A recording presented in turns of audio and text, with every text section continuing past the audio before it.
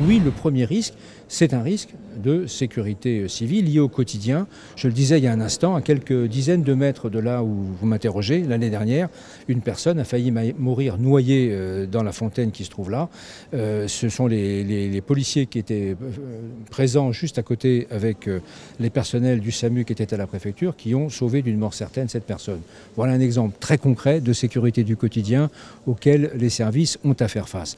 Bien sûr, les moyens que nous mobilisons sont des moyens qui peuvent aller très au-delà, notamment pour faire face à une crise plus importante, mais j'espère que, comme les autres années, nous n'aurons pas à les mobiliser. Et les prix sont libres, hein, mais on a rappelé à nouveau les règles de bonne pratique, hein, qu'il fallait effectivement avoir des prix qui restent raisonnables. On a d'ailleurs vu que l'an dernier, tous ceux qui avaient pratiqué des prix raisonnables avaient fait des ventes extraordinaires, puisque on avait eu quelques restaurateurs qui sont allés se réalimenter le dimanche matin, tellement ils avaient tout vendu. Aujourd'hui, les bradeurs aussi sont des consommateurs avisés, et quand ils voient des prix excessifs, ils n'y vont pas. Si vous voulez. Donc, je pense que c'est un bon équilibre à trouver. Il faut que les restaurateurs vivent bien.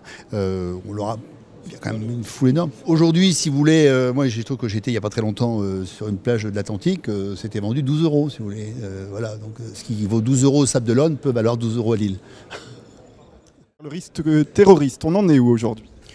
On est sur un risque qui est celui que vous connaissez et pour lequel d'ailleurs le gouvernement communique très régulièrement. On est sur un niveau qui reste élevé et à la question que vous ne me posez pas mais que je vous pose, est-ce que le risque est moins élevé à Lille ou est-ce qu'il est plus élevé? Il est comme partout ailleurs en France, ni au-dessus, ni en dessous, et c'est pourquoi nous sommes extrêmement vigilants. Une surveillance aérienne comme les années passées, qui sera assurée par deux vecteurs aériens, d'une part un avion de la police aux frontières muni de caméras, et d'autre part un moyen hélicoptère de la gendarmerie nationale, qui lui-même sera équipé de semblables caméras. Et par ailleurs, deux moyens aériens de sécurité civile, c'est-à-dire médicalisés, capables de pouvoir bien sûr intervenir si nécessaire pour venir au secours de personnes.